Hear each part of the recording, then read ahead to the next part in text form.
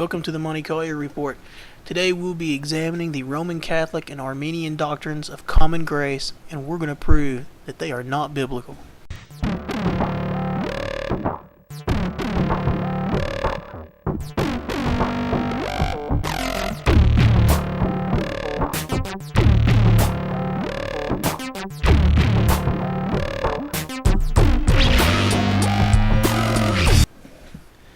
Let me just begin by quoting a line from Calvin's Institutes. This is one of my favorite quotes from John Calvin.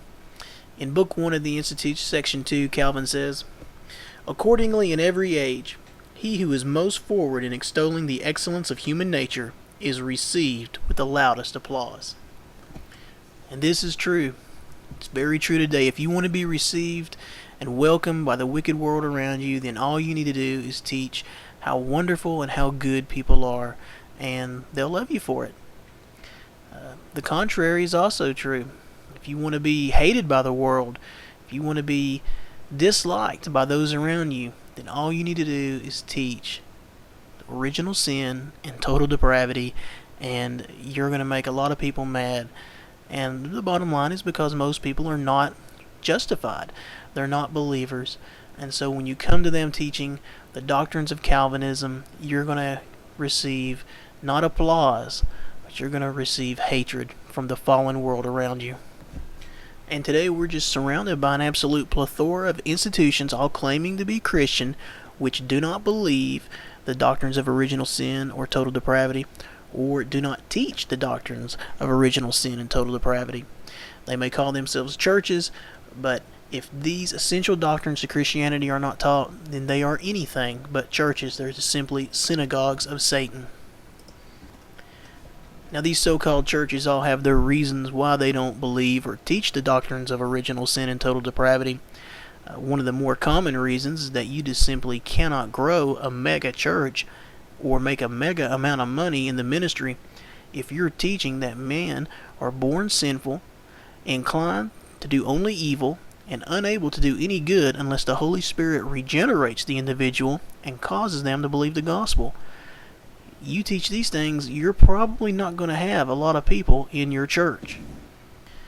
Now, what is even worse than just an institution that comes out openly and denies original sin and total depravity is when an institution claims to be reformed, when an institution claims to be Calvinistic, and they claim to believe the doctrine of original sin and total depravity, only to add other doctrines to their list of beliefs which contradict original sin and total depravity, thus negating the doctrines, and the effect and the result is the same as any liberal institution which claims that mankind is not so bad but rather good.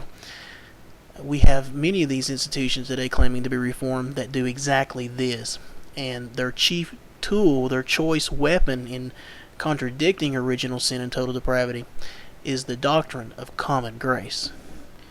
Let me just name some of the denominations, the more well-known denominations that adhere and teach common grace so that they can deny original sin and total depravity and assert that mankind has free will and is capable of doing good apart from the Holy Spirit's regenerating work. Some of these denominations are the PCA, the Presbyterian Church in America. The OPC is notorious for teaching this. The OPC is the Orthodox Presbyterian Church of America. The CRC, one of the originators of the 3 points of common grace, we have to add that. The CRC is the Christian Reformed Church in America, and there are many more, but these are some of the main denominations that adhere to common grace, and they are proponents of common grace, and you'll hear them teaching and propagating this nonsense from time to time. Let me just take a moment and recommend some books by some individuals who are excellent Calvinists and write against common grace. I would recommend any book by Gordon H. Clark and John W. Robbins. You can get their books at trinityfoundation.org. I would also recommend the books of Herman Hoeksema and David J. Engelsma. You can buy their books at prca.org. The PRC is, of course, the Protestant Reformed Churches in America.